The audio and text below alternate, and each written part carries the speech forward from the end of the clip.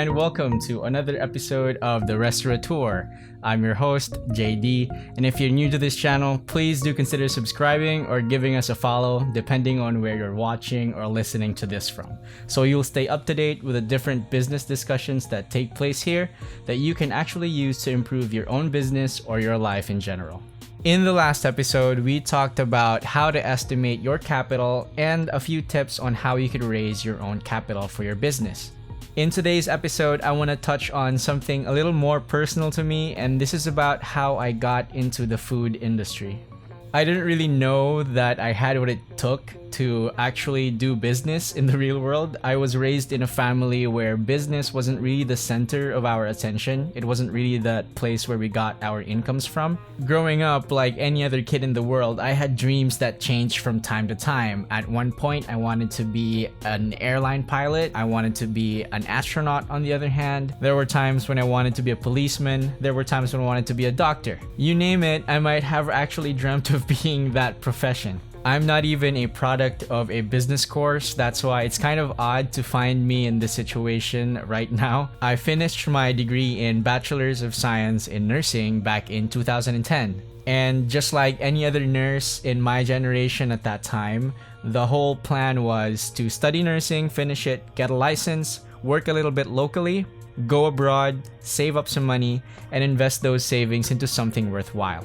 And then I remember one morning in the middle of 2009, my dad walked into my room. He was carrying this book and he told me that I should read that book because it might teach me something about saving money or using money wisely. And true enough, that book actually changed my outlook in life when it came to money. It woke me up to the possibility of actually using your money to invest it on something that would actually make more money for you. That book that changed the course of my life from then on was none other than Robert Kiyosaki's Rich Dad, Poor Dad. If you haven't really taken that book into consideration, do grab a copy of it now. I wasn't really paid to promote it, but I urge you guys, if you want something that's really life-changing and is depicted in a very simple way that layman would understand, that book is something that you really have to buy right now. That book and the values that it instilled in me actually pushed me to go on a venture on my first ever business in the food industry. It was a few months before my graduation, I think that was nearing 2010, when my brother and I started experimenting on the steamed pork buns. In the Philippines, we call them Siopao. Yes, before I got into the restaurant business, the baby steps that I took in the food industry was through the steamed buns or Siopao. Now let's talk about how we arrived into actually pulling that business off. We were amateurs at the time and we didn't really have a systematic plan on how to come up with a business, but looking back from this standpoint, taking into account all the things that we went through on that first business venture, I can present to you the process now step by step. And you can actually use these phases or these steps so you can improve or start on your own business today. First thing we did back then was we looked for something that was trending in the area. We went around town looking for something that we could copy. We wanted something that was popular but was easy to replicate. And at that time, rising in popularity were these small stalls called the Siopao Factory. Basically, they were small stalls that sold steamed meat buns or Siopaos, and they sold them for really cheap. What was amazing about this concept was they only focused on one product, those meat buns, and all they had to do was bring those buns out of the freezer, steam them, and put them on these big glass steamers that were displayed in front of their stores. They didn't have a seating area with tables, they just had a counter around that display area, and people just sat there, or most of the time people ordered something for to go. And looking at their concept, we realized that it was something that we can actually copy. After giving much thought to what we have noticed, we moved on to step 2, which was the part that we asked ourselves, how will we be different? Since we were copying a concept that was already there, we had to have something of our own that would make us stand out from the competition. So in order for us to answer this, we looked at a few things. Number 1, the service that we experienced from other stores. Second, the cleanliness of their work area and their production area. And number 3, the quality and price of the product. We concluded that in terms of service, when you're buying from these shops locally, people don't expect much. People don't expect the kind of service that you get from restaurants because it's something that you buy on the go usually. And judging by the setup of their area, people weren't really meant to stay there for long. So instead of hanging out and eating your food there, you just go there for a transaction that's fast. From that standpoint, we saw an opportunity of serving that same product to the market in a way that's never been experienced before, using a more friendly approach to people when they come and buy. It was all the more important that we carry ourselves that way because we wanted to make a lasting impression to our guests whenever they come up to us and buy that product. Judging by the cleanliness of the areas that we visited when we were studying the competition and the product that they were selling, we came to realize that a lot of them didn't really put much thought into the organization and the sanitation of their work area or their production area. I mean, not everyone can see it because a lot of stores keep the production up back, and we thought that it would be more ethical in a way if we keep our production area clean despite people not seeing it. The taste and quality of the product from the other stores honestly blew us away, also taking into account the price that they were selling those buns for. At the time, the Siopao factory were selling their buns for 12 Philippine pesos, roughly about $0.25. With that amount of money, you were able to get yourself a steaming hot bun that had a decent amount of tasty meat filling in it.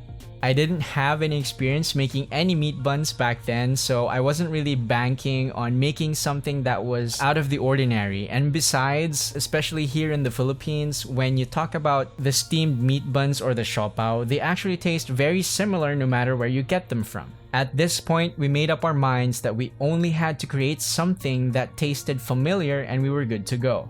After the decision has been made, we borrowed a small amount of money from our parents to buy the initial equipment and the ingredients for our experimentation stage and our initial production. Which brings us to the next step that we call the trial and error phase. I admit this was a really tough phase for us because we had to figure out a few things. How to make a dough, how to get the dough to rise, how to make the filling, and how to keep the filling sealed inside the bun. Having no clue at all on what to do to make a steamed bun, we took off to the internet to get some recipes that we can use.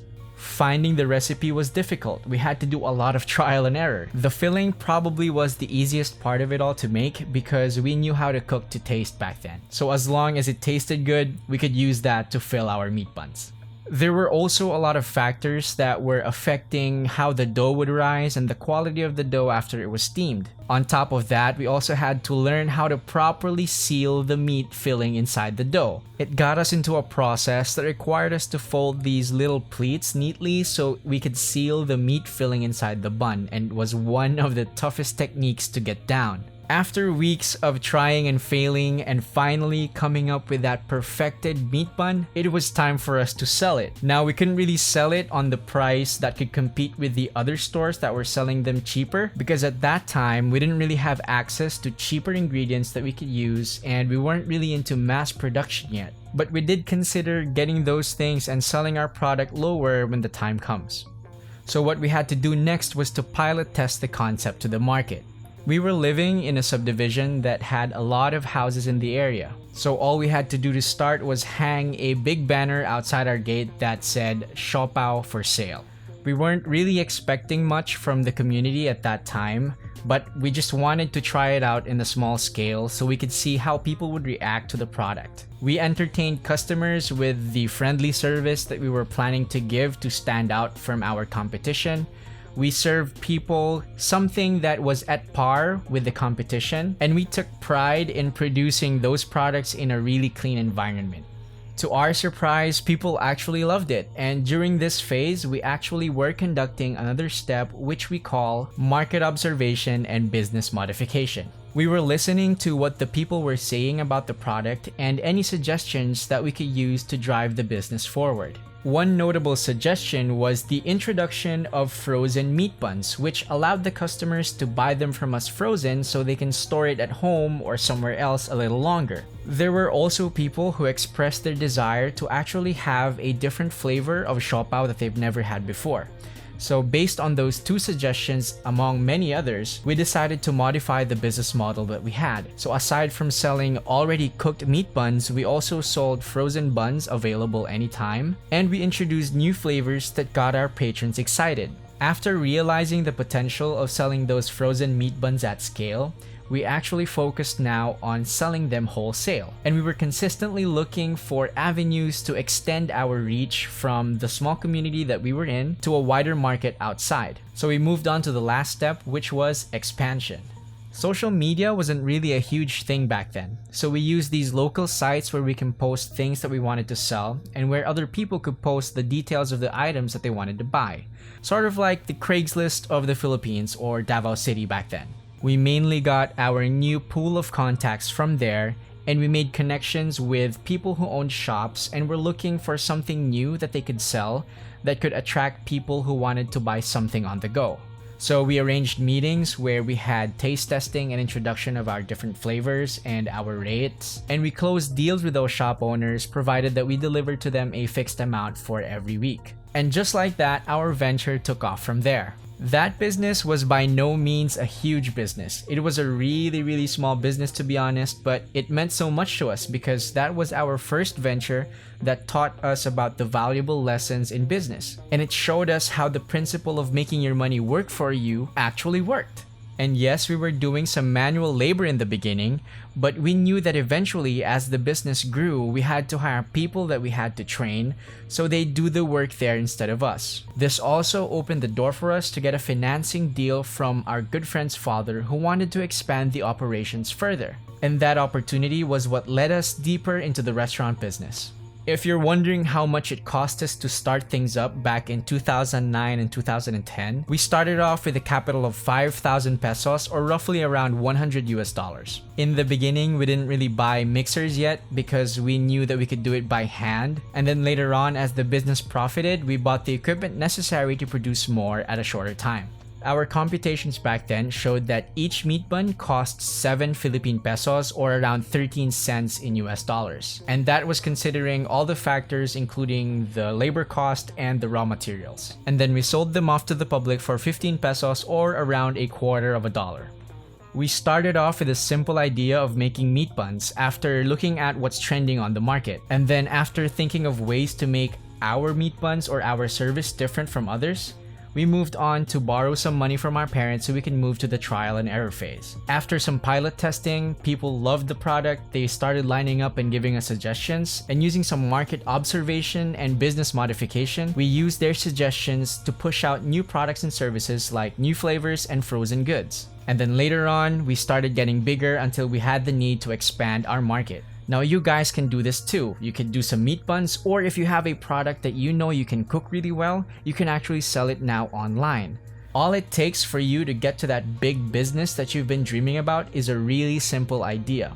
Take advantage of the opportunity that you have right now, especially people can now sell easily online through Facebook or other social media platforms. And at this point in time where people are still afraid to go out, they need people to cook good food and have it delivered to their homes. And that's an opportunity you don't want to miss, especially if you have a product already in mind. So don't be afraid to try things out because you're not going anywhere unless you take that first step. I hope you guys learned something from what we've shared today. That was a really personal experience that I had a great time sharing with you guys. Please stay tuned for more episodes from the Restaurateur, and until then, good luck on working hard on your future business.